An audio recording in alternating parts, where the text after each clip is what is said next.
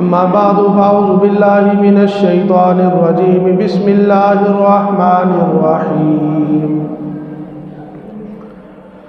وفي الأرض آيات للموقنين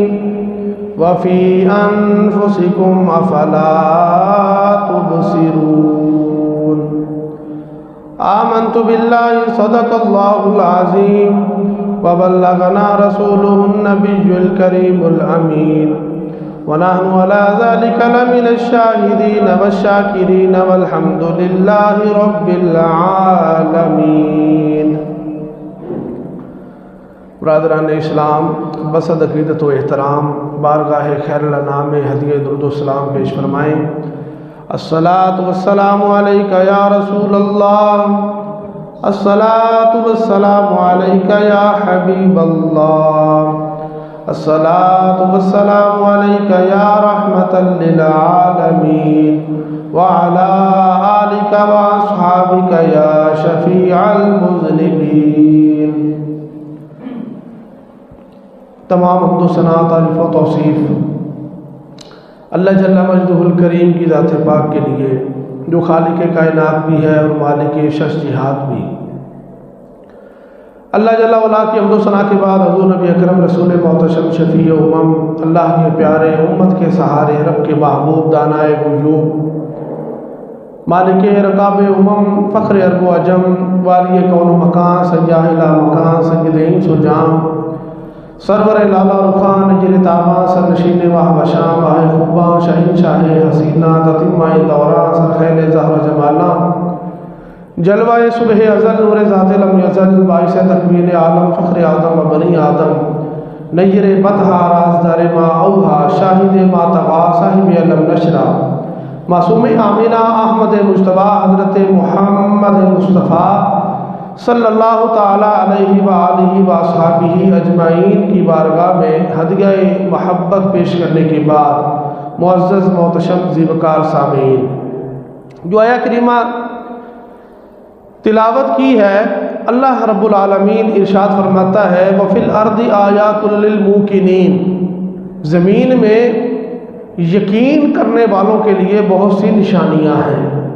وَفِي أَنفُسِكُمْ أَفَلَا تُبْصِرُونَ، اور تمہاری اپنی ذات میں بھی کیا تم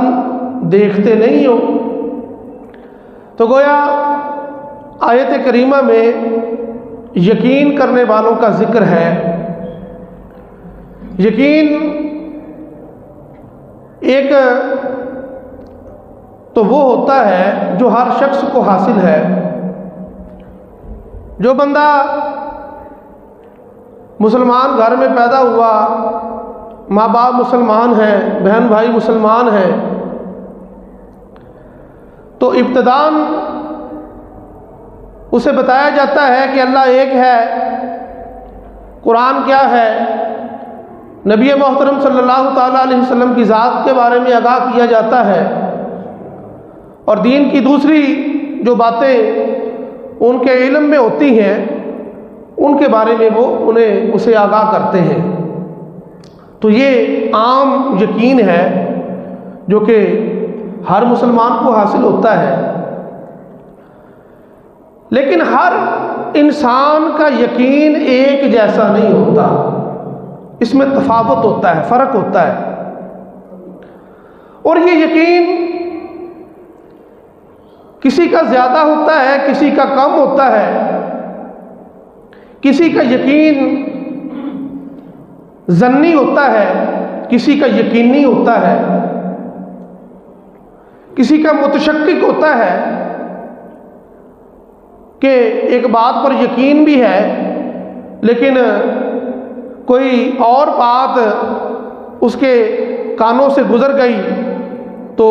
اس طرف بھی توجہ چلی گئی، بات متشکک ہو گئی، شک میں پڑ گئی۔ تو ایسا یقین بھی لوگوں کو حاصل ہوتا ہے،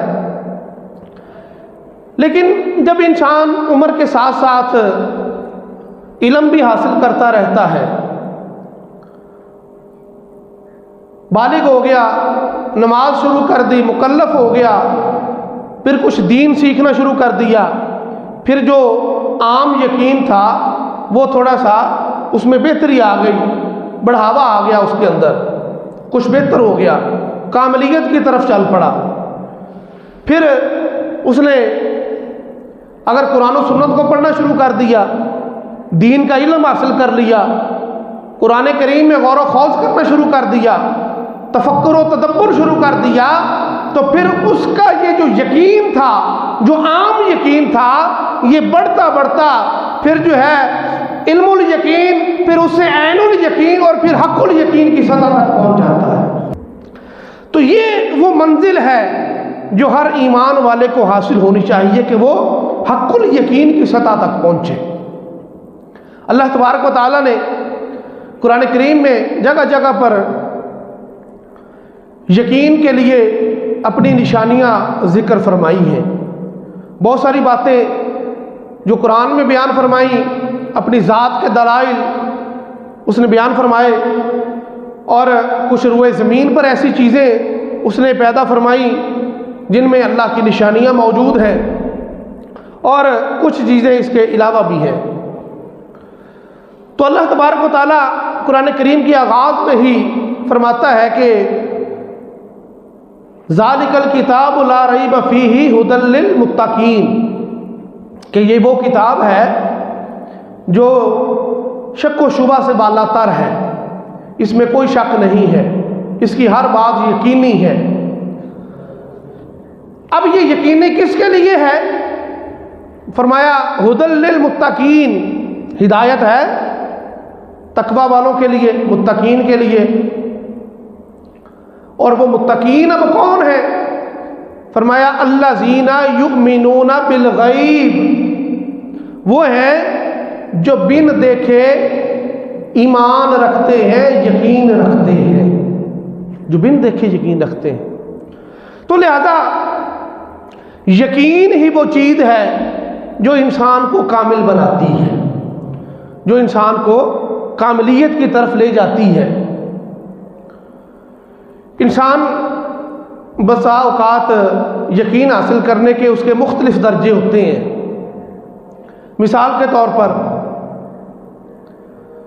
اگر ایک بندے کو کوئی آ کر کہے کہ دنیا کے اندر یا دنیا کے کسی ملک کے اندر فلاں ایک شہر ہے، کوئی اس کو کسی شہر کا نام بتائے اور کہے کہ یہ دنیا کے کسی خطے میں موجود ہے،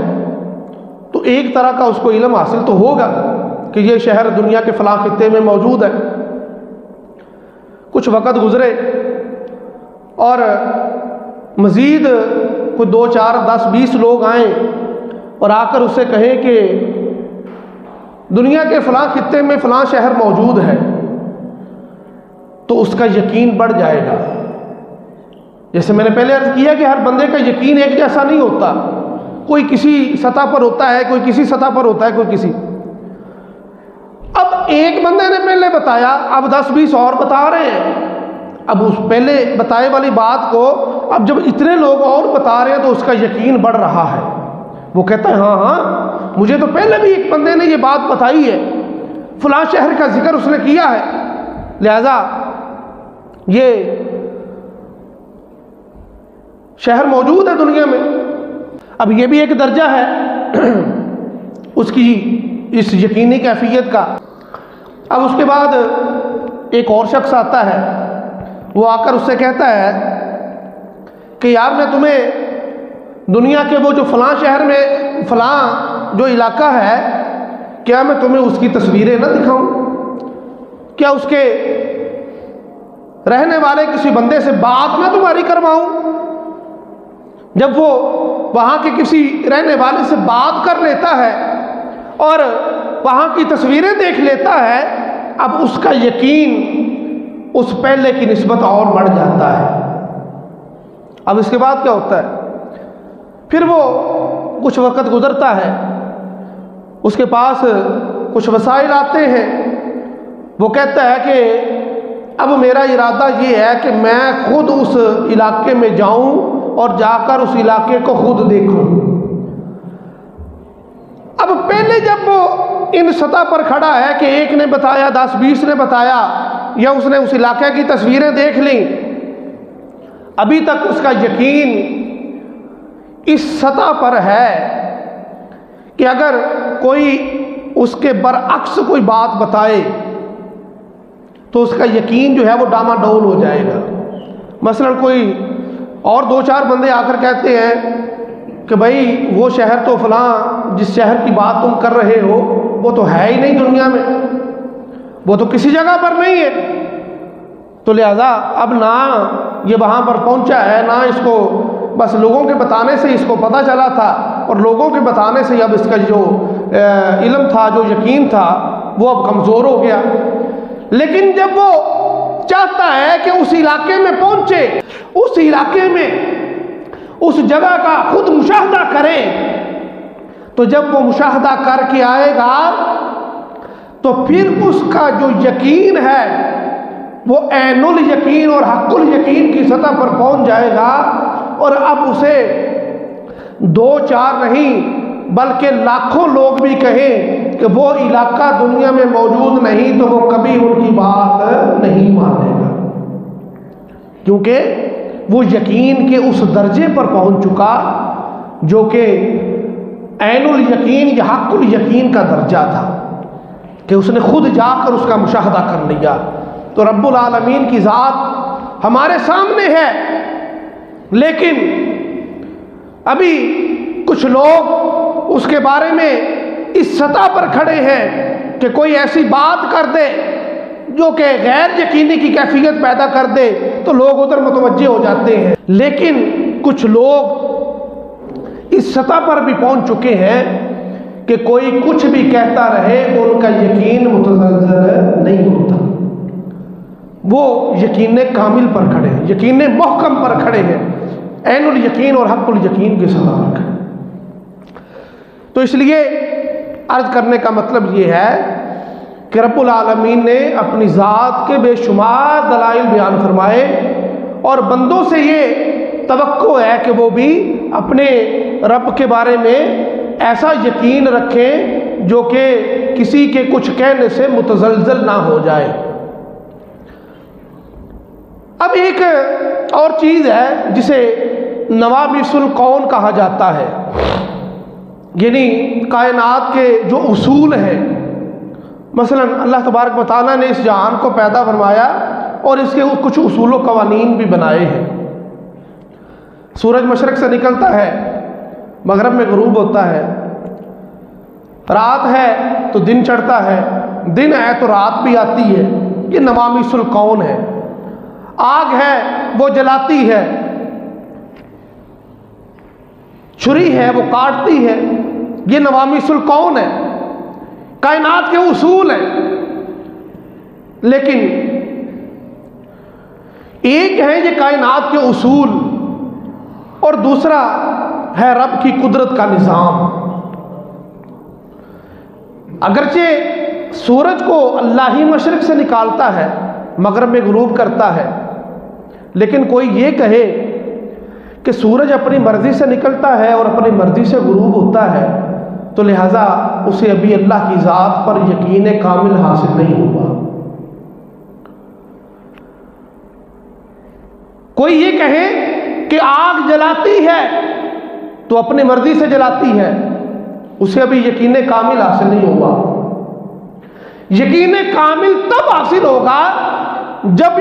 یہ اس بات کا یقین اسے ہو جائے کہ آگ جلاتی ہے تو اللہ کے حکم سے جلاتی ہے، اگر اللہ کا حکم نہ ہو تو پھر وہ نہیں جلاتی۔ حضرت ابراہیم علیہ السلام جب کافروں کے بتوں کو آپ نے توڑا گرایا، انہوں نے کہا قالوا حرقوہ فانصروا آلہتکم ان کنتم فاعلین، کہنے لگے کہ اسے جلا ڈالو اگر تم کچھ کرنا چاہتے ہو اپنے بتوں کی مدد وغیرہ، تو پھر اسے جلا ڈالو۔ ان کا عین الیقین اس بات پر تھا کہ آگ جلانے کا کام کرتی ہے، ان کا یقین اس بات پر تھا، کہا کہ اسے جلا دو۔ لیکن حضرت ابراہیم علیہ السلام کا ایمان اس سے کہیں درجے پر بلند تھا، ان کا ایمان اللہ کی ذات پر تھا۔ وہ اللہ ہی کو سب کچھ سمجھتے تھے، اللہ کی ذات پر یقین کامل تھا۔ آگ جلا دی گئی، مہینوں جلتی رہی، اتنی بلند ہوگی کہ پرندے بھی اس کے اوپر سے نہیں گزرتے، کوئی اس کے قریب نہیں جا سکتا، حتیٰ کہ حضرت ابراہیم کو بھی اس میں ڈالنے کے لیے منجریک بنانی پڑی کہ اس میں ڈال کر دور سے پھینکا جائے گا آپ کو اس کے اندر۔ روایات میں آتا ہے کہ بادل آئے رب سے عرض کرنے، اے رب العالمین ہمیں اجازت دے کہ ہم برس پڑیں اور یہ آگ ٹھنڈی ہو جائے، اجازت نہ ملی۔ فرشتوں نے اللہ سے اجازت مانگی، اے رب العالمین ہمیں بتا کہ اس آگ کو بجھا دے۔ کہا کہ جاؤ جا کر ابراہیم سے پوچھ لو وہ کیا چاہتا ہے۔ فرشتے آئے، حتیٰ کہ حضرت جبرائیل آئے اور آ کر کہا کہ بتائیے کوئی حاجت ہے تو؟ کہا کہ میری تم سے کوئی حاجت نہیں۔ اب یقین اتنا محکم ہے، اتنا مستحکم ہے کہ کہا کہ مجھے تم سے کوئی حاجت نہیں ہے۔ وہ جانتے ہیں کہ جس رب کا میں پیغام دے رہا ہوں وہ رب مجھے یوں ہی نہیں چھوڑے گا، وہ میری مدد فرمائے گا۔ یقین کامل ہے، لیکن سامنے آگ بھی ہے۔ بڑوں بڑوں کا ایمان متزلزل ہو جائے، یقین کمزور ہو جائے، لیکن ابراہیم کا ایمان کمزور نہیں ہو رہا، یقین پختہ ہو رہا ہے۔ بالآخر اللہ نے فرمایا قلنا یا نار کونی بردا وسلاما علی ابراہیم۔ حضرت ابراہیم کو آگ میں ڈالا جا رہا ہے، ادھر سے ان کو پھینکا گیا۔ آگ وہ ہے کہ اتنے شعلے بلند ہو رہے کہ آسمانوں تک جا رہے، لیکن اللہ فرماتا کہ ہم نے کہا کہ اے آگ تو ٹھنڈی ہو جا۔ یہ جو تجھے ہم نے نوامیس الکون میں سے بنایا اور تیرا وصف یہ ہے کہ جو تیرے پاس آتا ہے تو اسے جلا دیتی ہے، تجھے جس نے یہ وصف عطا فرمایا وہی رب تجھے کہتا ہے کہ تو نے ابراہیم کو نہیں جلانا، اور کوئی ہو تو جلا، اس کو نہیں جلانا، اس کے لیے ٹھنڈی ہو جا۔ بردم و سلام علی ابراہیم، نہ صرف ٹھنڈی ہو جا بلکہ سلامتی والی بھی ہو جا۔ علماء نے فرمایا کہ اللہ صرف ٹھنڈی فرماتا تو وہ ٹھنڈی اتنی ہو جاتی کہ اس کی ٹھنڈک سے حضرت ابراہیم کو نقصان ہو جاتا۔ اللہ نے کہا ٹھنڈی بھی ہو جا اور سلامتی والی بھی ہو جا تاکہ انہیں نقصان بھی نہ ہو۔ تو یہ ہے کہ اللہ نے اپنے بندے کے لیے اپنے اس نوامیس الکون کو بدل دیا تاکہ نہ صرف اس بندے کا یقین کامل ہو جائے بلکہ بعد والوں کا بھی یقین اس بات پر مستحکم ہو جائے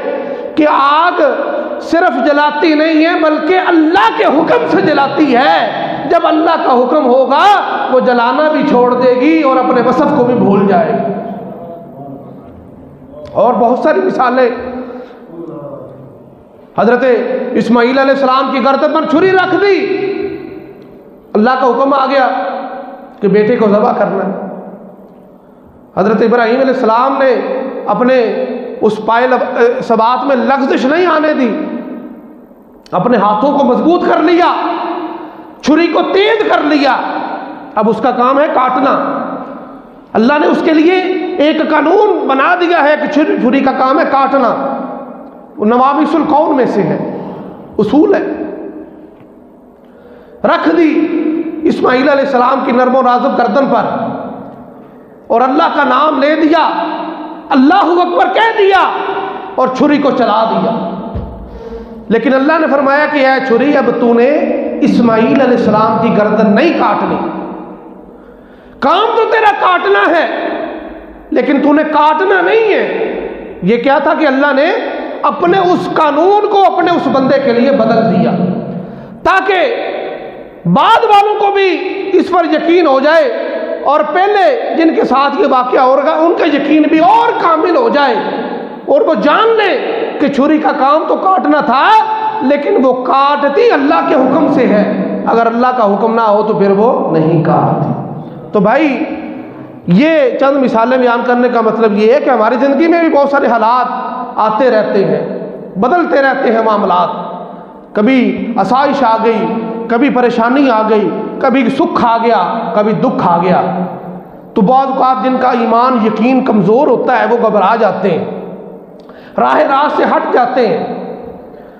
جو راہ ہدایت ہوتی ہے اسے چھوڑ دیتے ہیں۔ مثلا مالی والے سے کمزور ہو گئے، ناجائز ذرائع اختیار کر لیے، اور یہ چیزیں ضروری نہیں ہے کہ انسان بالکل چٹا ان پڑھ ہو تو پھر ہی ہوتا ہے، بڑے پڑھے لکھے بھی اس گمراہی کا شکار ہو جاتے ہیں۔ لوگ سودی کاروبار شروع کر دیتے ہیں، بلکہ آج تو حکومتیں کہتی ہیں کہ ہم نے اگر سودی کام نہ کیا تو ہمارے بینک ڈیفالٹ کر جائیں گے، ملک تباہ ہو جائے گا، حالانکہ وہ سود جسے اللہ نے اپنے ساتھ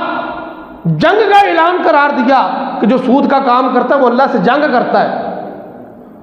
تو آج لوگ کہتے ہیں، بڑے پڑھے لکھے اور سوٹڈ بوٹڈ لوگ کہتے ہیں کہ اگر سود کا کام نہیں کریں گے تو نظام سارا تباہ ہو جائے گا۔ تو عرض کرنے کا مطلب یہ ہے کہ اگر اللہ کی ذات پر یقین کامل ہو جائے، عین الیقین اور حق الیقین کی کیفیت ہو، اور پتہ چل جائے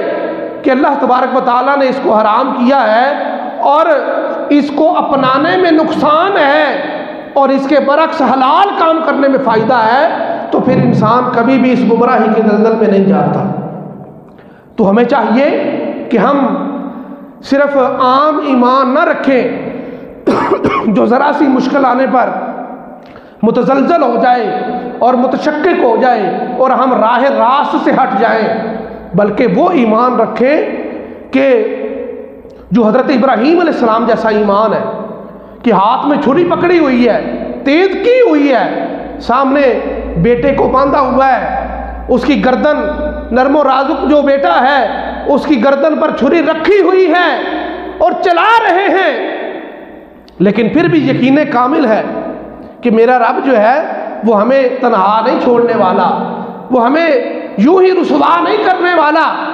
آگ تیار ہے، ڈالا جا رہا ہے، لیکن پھر بھی اللہ کی ذات پر یقین ہے۔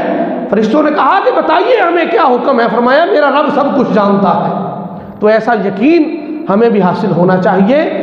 اور یہی اسلام کا حکم ہے، اور اسی سے